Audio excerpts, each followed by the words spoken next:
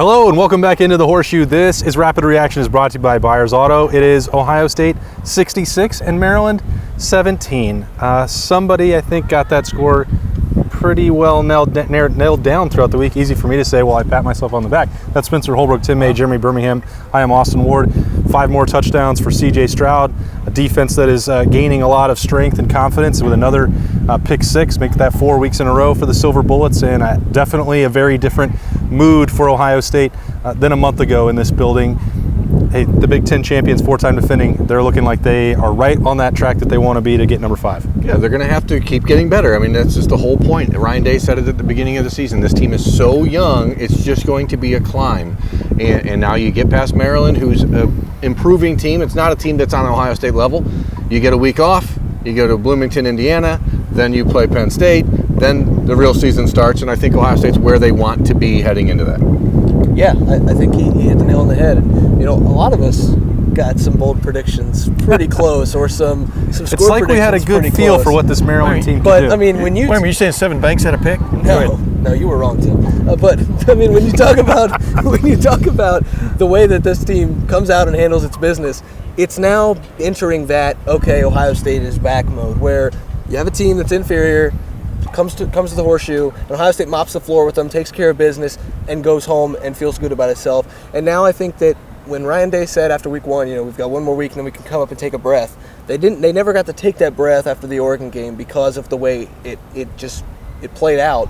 You didn't get to take it against Tulsa, against Akron, because of you're trying to make all those defensive switches. Now the bye week, you finally can sit back and be like, okay, what else is there to evaluate? Take that deep breath, and then you can go into really, a second season now as you head into the middle of October. Yeah, 2 weeks ago, I thought the Big Ten East was looking like the beast, and I even included Maryland and Rutgers in that thought, like Jeremy talked about, they have gotten better.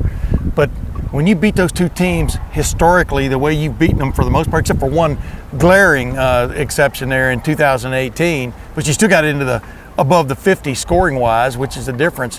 I really don't know what to make of Ohio State right now, from the sense of, I think they've gotten a lot better, but everybody's going to look back in retrospect and go, yeah, but you're talking about Akron, you're talking about Tulsa, Akron, Rutgers, and Maryland, and I don't think that's really the way to look at it. I think Ryan Day, boy, from conversations we've had with him, he seems to really like the trajectory this team is on, especially headed into a bye, an off week, when they can get some guys healthy, et cetera. And so I think they really feel good about it. But you got to really, if you're an Ohio State fan, feel good about the way C.J. Stroud is throwing the football. That's what stood out to me again today. I asked Ryan Day about this immediately after the Oregon game. How are you going to be able to judge this process over the 4 weeks? I included Rutgers and Maryland, and whether they are much improved or more talented, I think we can probably say they are, even though they're not even remotely on the same planet as Ohio State. They did what you expected them to do, but that doesn't mean that you can't see clear progress, which is all he said they needed to see. They had to grow up. A bunch of young guys. Cameron Martinez, I don't think, had played a snap after they got through week 2. C.J. Stroud obviously had just started twice and had a banged-up shoulder. We could go on down the list of Tommy Eichenberg, Cody Simon, Steel Chambers. On and on. These guys who had barely played and got better. Well, they did get much better, dramatically so, in my opinion. And the other part of that, if you want to discount it, which is totally fine. Everyone that wants to maybe wait past Indiana or even into Penn State, whatever, you can do whatever you want and evaluate it however you feel like. But this team has gotten much better, and Vegas had doubts about what this team could do, because you look at that spread for Rutgers and the spread even today at just 21. Those are not normal Ohio State spreads when you know the difference of talent on those two programs. So the fact that Ohio State handled that as easily, again, you can take that for whatever you want with a grain of salt. Yeah.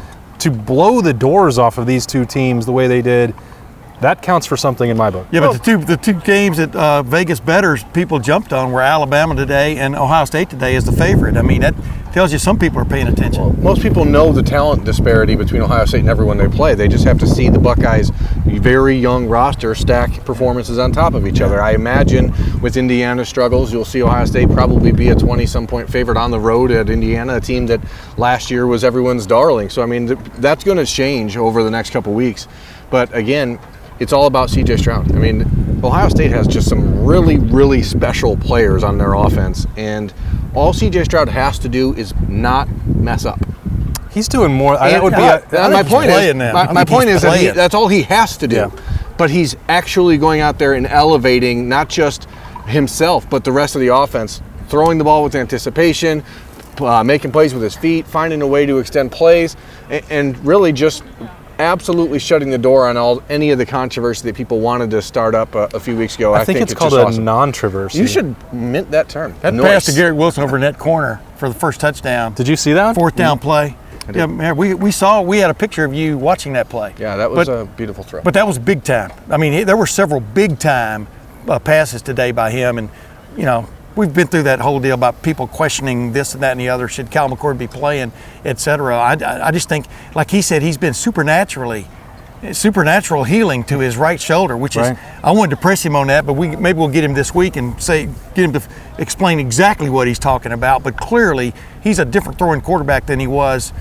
I was going to say not against Oregon, 484 yards, but Tulsa. Just so much more on point. Yeah, and when I want to talk Tulsa a little bit about, you say that it's just Rutgers, it's just Maryland, but like these are teams that have hung in there with decent teams, and I'm not going to say that these teams are incredible or ranked opponents, but like you're trying to match yourself up against the best teams in the Big Ten East. Rutgers did pretty well against Michigan. I imagine you'll see Maryland do relatively well against a couple other of these Big Ten East teams just because the way college football is. And then you see Ohio State come out here and just make statements. And, it is just Rutgers. It is just Maryland. But when you see the improvements, you see guys flying around, you see the rushing totals of these past two teams, you see the way that the secondary is starting to come together and play together and be excited for everybody. There are plenty of things to take away without anointing this team based on Rutgers and Maryland. You can still learn a lot about what's going on, and I think this team's trajectory is as big of a jump as I've ever seen from a week 2 type of team to a week 6 type of team and headed to a bye week feeling so much better than they probably even could have imagined they would feel after the Oregon. When I was referencing it's just Maryland, it's just Rutgers, I was just going, that's what the lazy person is going to say about it. I mean, you can see this team, like he just talked about, you can see this team improving almost with every possession offensively. I mean, you can see C.J. Stroud getting better, and defensively, there's no doubt about the improvement. I mean, Maryland was missing a big-time player and lost another guy in the middle of the game, early in the game and stuff, but they play a little bit of offense, and this team got after them with the exception of one drive, I mean, when it mattered. Yeah, the throw, I said this last week after Rutgers, and the same is true today. Even if you're just throwing on air, you could see how much better C.J. Stroud feels physically. You can see the decision-making process playing out seemingly much more clearly in his mind. The confidence and swagger. I mean, when Ryan Day calls that fourth down throw early in the game to set the tone, it's because he has faith that C.J. Stroud's going to make that throw and that Garrett Wilson is very good. That's obviously part of it as well.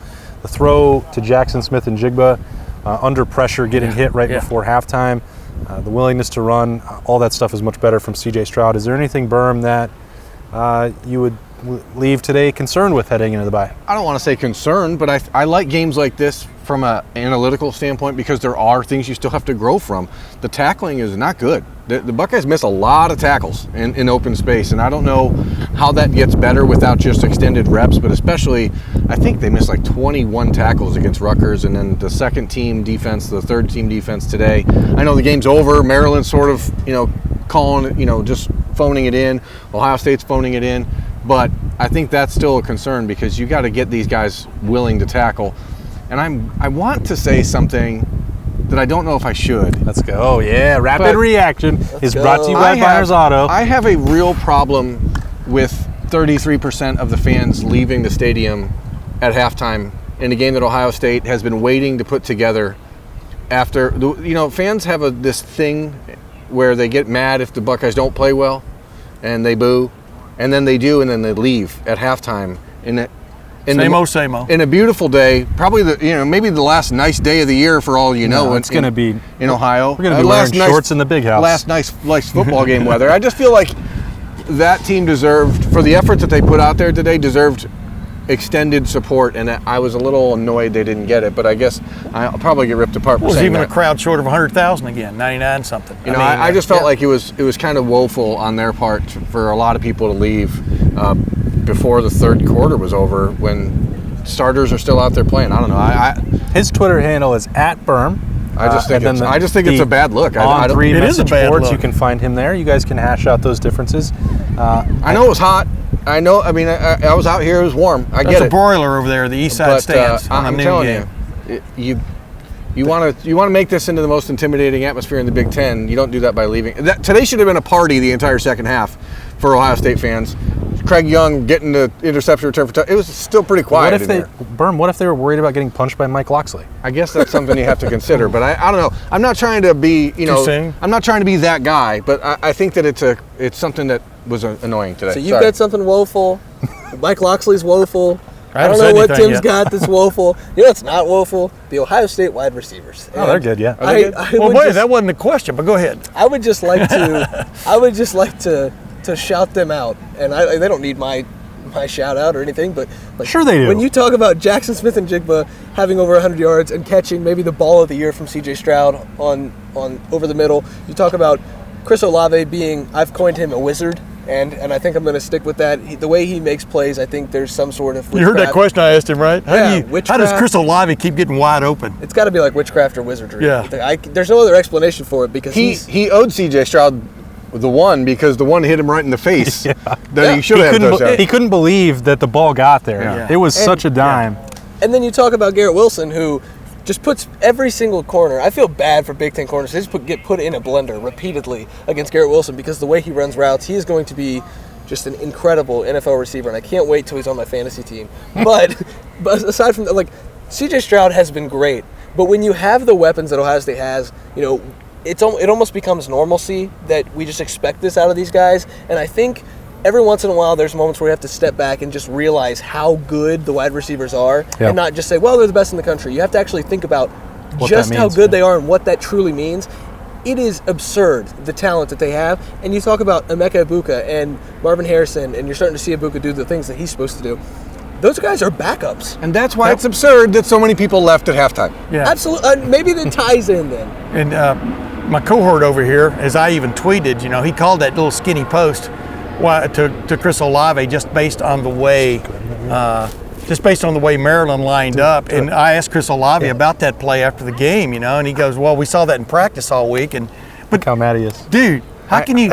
I have a thought that no, please, I'm not trying No, to I interrupt don't you. want to interrupt you guys. What are you talking about? He's trying to pat himself on the back. Oh, right? yeah. So he should. I know, but I want to know He this. called it. And anyway, he was not the here's only what one. I don't get. He was not the only one. I was kneeling down about the 20-yard line over there, next to one of the ushers or the guys who keep you inside the line. Yeah. And the guy, no joke, pulls me over. They're going to score on this play, the Olave. And then he goes, "Told you." Okay, so here's the question. Here's the question. How does that happen? How come if I know that and the usher that's knows what I'm that, saying. That's what I was how gonna come get Mike to. Loxley doesn't know that? Well, How come I never get to finish my point? With Finish. my Come on, because we're having fun. You're like Ross Perot. Can't finish? I'm not mad. I'm throwing Can't it out finish. there for people that who are noticing that. But you're exactly right. Chris Olave knew it was going to be wide open. Ryan Day knew on Monday it was going to be wide open. They have a two-deep safety. Whatever happened to the idea of deep is the deepest? Obviously, it doesn't have a part anymore in Maryland defensive football. And that's not even something to throw away. I'm just stunned that maybe the best receiver in the country just gets to run right through a defense and catch a perfectly thrown ball. They also just don't And you have called good it enough Tony players. Romo. Yeah. Tony Romo fashion. Kerry Combs gets the I'm game exhausted from that. game ball in the locker room. Tim and I both went up to talk to him. He was loading up. I think he took about 4 pizzas to feed the 8 kids. And this guy, you could tell what it meant to Ryan Day and a few of the Ohio State defensive players to talk about that moment for him, because this has not worked out the way that he wanted. I wouldn't say that he's 100% thrilled with the way that it's played out, because he was betting on himself to be one of the best defensive coordinators in the country. Yep. That's why he went to the Titans. It's why he came back here, and that didn't happen. So nobody likes to be in that situation. It was a very public demotion and public, humiliation in some ways, but he's handling it, I think, quite well. The cornerbacks, and Berm, you can talk about the ones that if people want to talk about Denzel Burke. Let me interrupt you. That he would be Did here. you feel like Ryan almost choked up when he was talking about it? I mean, it was an interesting moment. It was definitely an emotional moment for him. Denzel Burke, I don't think, would be here without Kerry Combs or a number of other guys in the secondary. He's talking about the way he sees it from the press box, and Matt Barnes obviously deserves a lot of credit for a much more aggressive, Marcus Williamson twice this week said, well, it doesn't feel that different. It looks different. And this is working, and Kerry Combs has to still, come with that same energy. Not everything you do is what you're meant to do, and that's okay. Kerry Combs is a great assistant coach. He is a great recruiter. He is an elite relationship builder. I mean, today, the 5-star cornerback A.J. Harris from Georgia-Alabama line is in the building and watching. And I ran up to the press conference there for a minute, and Kerry Combs' son is talking to A.J. Harris's dad. Like, they get it. They understand. Kerry Combs loves Ohio State. Yeah. He loves being from Ohio.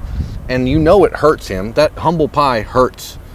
But he's a professional, and it's what I talked about at Roosters last Monday. Like, these guys, Al Washington, same thing. He's a Columbus guy. He's taking a fair share of licks. Yeah. His group is starting to get better.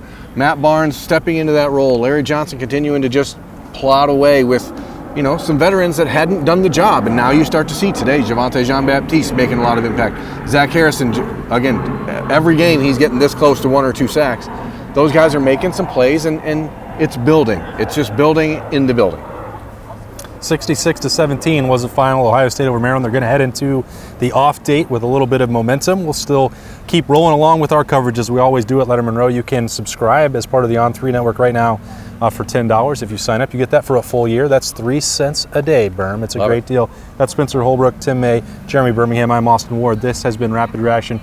It's brought to you by Byers Auto. Stay with us for full coverage of Ohio State all year at LettermenRow.com.